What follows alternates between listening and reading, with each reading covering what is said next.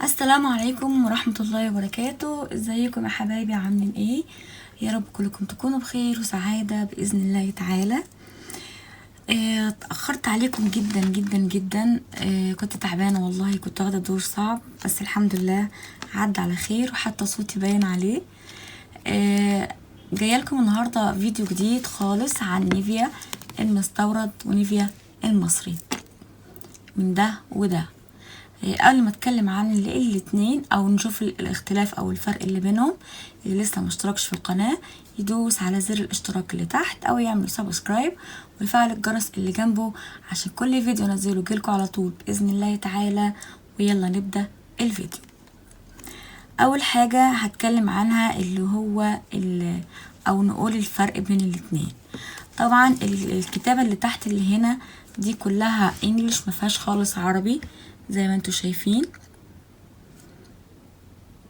وده في عربي زي ما انتوا شايفين. تمام.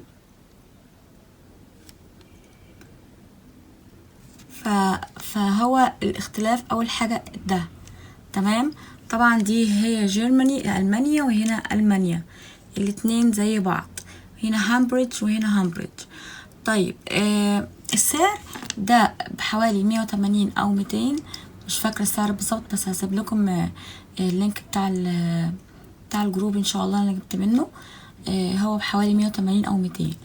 ده في منه كذا حجم، ده الحجم الوسط اللي هو ب30 جنيه، في منه الكبير اللي هو ب150 ملي بحوالي 100 وحاجة، 100 وحاجة، 110 120 في الرينج ده. تمام. فده الاتنين. تاني حاجة حابة اتكلم عنها اللي هو الكفر من جوه بازاي شكله. ده بصوا قافلين عليه، شايفين؟ بصوا ركزوا معايا، قافلين عليه يعني في كل النواحي مقفولة، انت اللي تفتحيها. يعني انا فتحتها، شايفين؟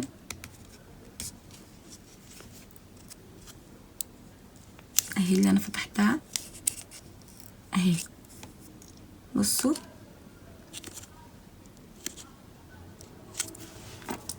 بصوا الكريم تقيل زي ما انتوا شايفين. طبعا الكريم التاني برضو تقيل، يعني انا هوريكم التاني. بس ده لما بتفتحي العبوة بتحسي زي انها فيها زيت، فيها حاجة. انا دي مسحتها كانت متبهدلة حاجة كده زي السائل كده. شايفين؟ شايفين اثار شايفين اثار المادة دي؟ مش عارفة دي ايه. البتاع اللزقة بتاعتها كلها تروح، شايفين؟ كلها بتطلع مرة واحدة. يعني ده برضو فيه اختلاف بينهم. الاختلاف كمان اللي بعديه ان ده اللي هو المستورد بيمتص بسرعة جدا جدا جدا، ما تحسوش اصلا ان انتوا حاطين نيفيا اللي هو الكريم، تحسوا ان انتوا حاطين حاجة زي اللوشن كده، يعني ما شاء الله خفيف. لكن ده تحسي فعلا في طبقة سميكة على بشرتك، فهتحسي ان انتي في حاجة متلزقة، في حاجة غلط في الموضوع. فاهمين؟ فده برضو ما عجبنيش في النيفيا المصري. انا اول مره صراحه ان انا يعني اشتري النيفيا المصري. انا ما بجيبش النيفيا الكريم، انا بجيب اللي هو النيفيا سوفت، لان هو طبعا معروف نيفيا سوفت بيكون خفيف. فانا اول مره اجيبه ده الصراحه عشان خاطر اعمل الفيديو بين الاتنين. فاهمين؟ لكن هي البنت قالت لي جربيه هتلاقيه مختلف تماما تماما عن المصري. وفعلا فعلا لقيته مختلف تماما عن المصري. بصوا هو تقيل، يعني شايفين سميك ازاي؟ هو تقيل. بصوا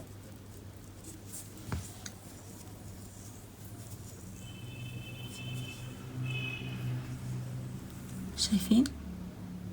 امتص بسرعة جدا يعني والبشرة ما فيهاش يعني تحسوا. بصوا شايفين اللمعة؟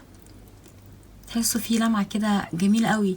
وبصوا قصدي خلاص نشف، مفيش حاجة نشف. ده اللي عجبني فيه جدا جدا جدا. تعال نستخدم المصري. هاخد حتة صغيرة عشان خاطر هو تقيل.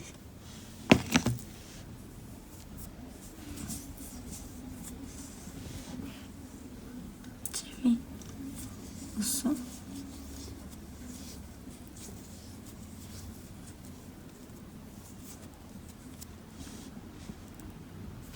بصوا الفرق، تحس ان ده فيه لمعة، شايفين اللمعة؟ ده فيه بس مش زي التاني، يعني التاني اقوى. شايفين؟ ده نشف بسرعة وخلى البشرة رطبة، يعني مش ملزقة. ده حاسة فيه تلزيق، شايفين؟ تلزيق. ده اللي معجبنيش في النيفيا اللي هو الكريم. نيفيا الكريم ده ينفع في الشتاء للبشرة الجافة، يعني اللي هي جفاف شديد، او ينفع للبشرة العادية، فاهمين؟ لان هو بيطلع مادة زي الزيت. يعني انا مسحتها والله، بصوا المادة مسحتها، شايفين؟ انا مسحتها بس لسه موجودة. مش عارفة المادة دي مادة ايه، انا اول مرة. حتى كمان هوريكم في المنديل، بصوا دي المادة اللي طلعت من الغطا اللي كانت فيها هنا، واللي كان هنا اللي على الغلاف. شايفين المادة ازاي؟ عاملة زي الزيت، مش عارفة ايه ده. ف ما بحبش الكريمات اللي هي بتزيت، يعني انا ما بحبهاش خالص. بحس ان انا كده في حاجة غلط في الموضوع. فانا انصحكم ان انتوا تجربوا النيفيا المستورد، والله جميل جدا جدا جدا، هيعجبكم زي ما عجبني. طبعا انا يعني اعوذ بالله من كلمه، انا هخليه للشتاء، عشان خاطر انا الشتاء بشرتي بتبقى جافه. فاحنا خلاص الشتاء خلاص خلص، كل سنه وانتم طيبين، رمضان على الابواب. فخلاص رمضان بقى ايام وهيجي، يا رب يكون رمضان سعيد عليكم كلكم. فانا ده هخليه للشتاء. وده هحاول اخففه بمية ورد او حاجة، عشان حرام برضو، يعني نستفاد منه. ده كان فيديو النهاردة عن المستورد والمصري من نيفيا كريم او نيفيا الازرق. استودعكم الله، والسلام عليكم ورحمة الله وبركاته.